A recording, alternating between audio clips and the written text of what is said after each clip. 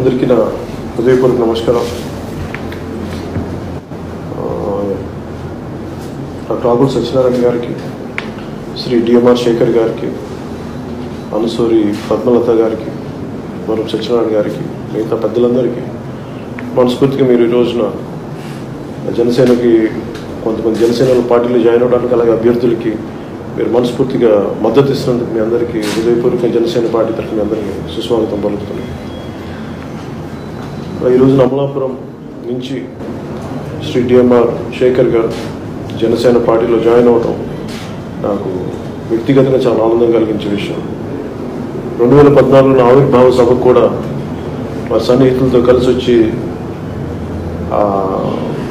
2014 మార్చిన ఆవిర్భావ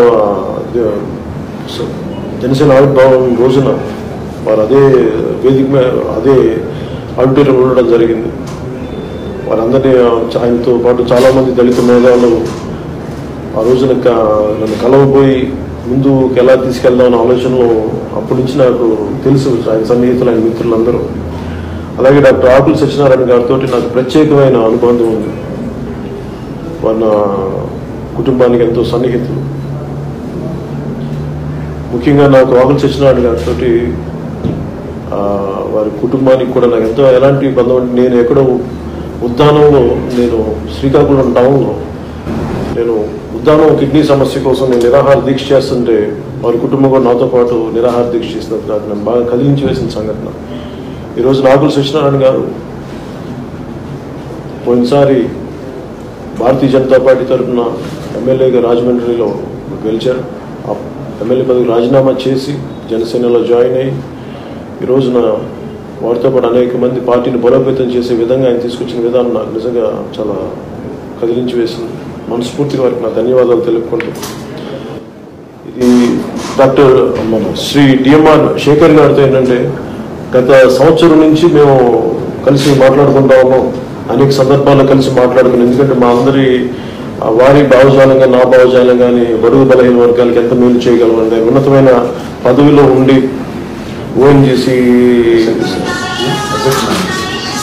సెట్ మేనేజర్గా ఉండి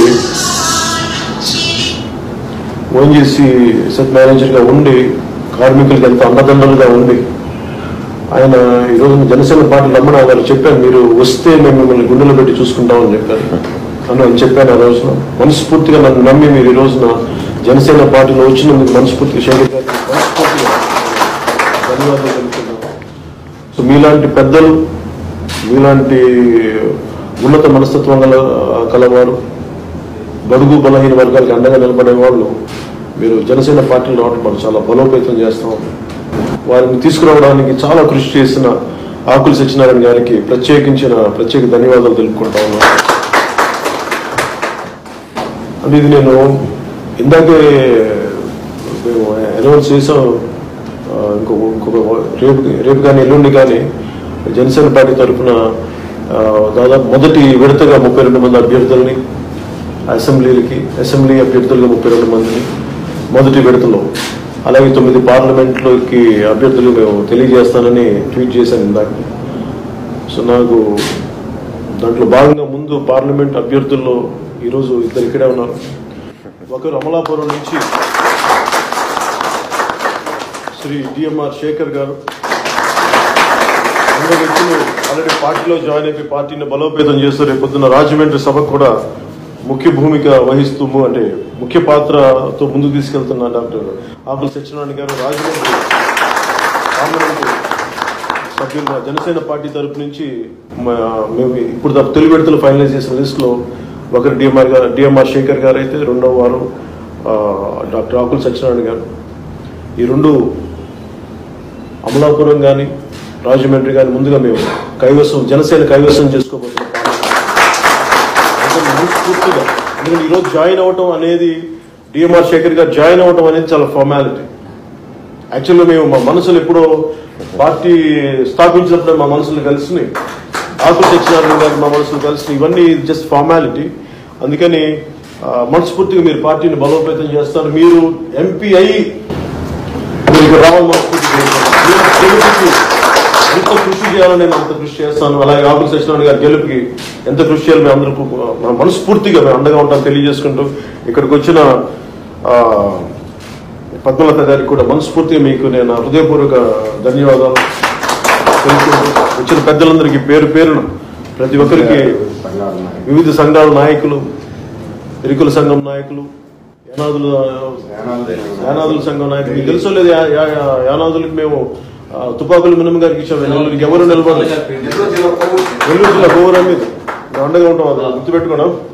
సో మీ అందరికీ మనస్ఫూర్తిగా ఇంకొకసారి ధన్యవాదాలు తెలుపుకుంటూ రెల్లి సంఘం నుంచి రెల్లి నా కులం మనస్ఫూర్తిగా నేను ధన్యవాదాలు తెలుపుకున్నాను. ఒకసారి నేను మీరు అక్కడ రాక నేను వచ్చి నీకు కండువా వేస్తాను. ఇది వస్తారా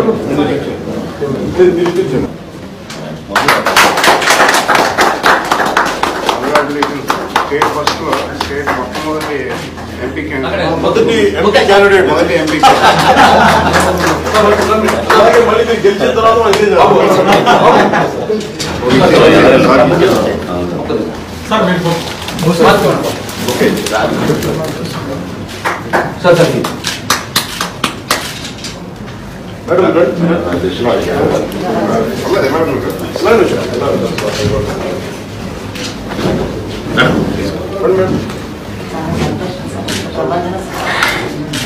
చక్కటి అంతు నుంచి ఇచ్చారు మీరు.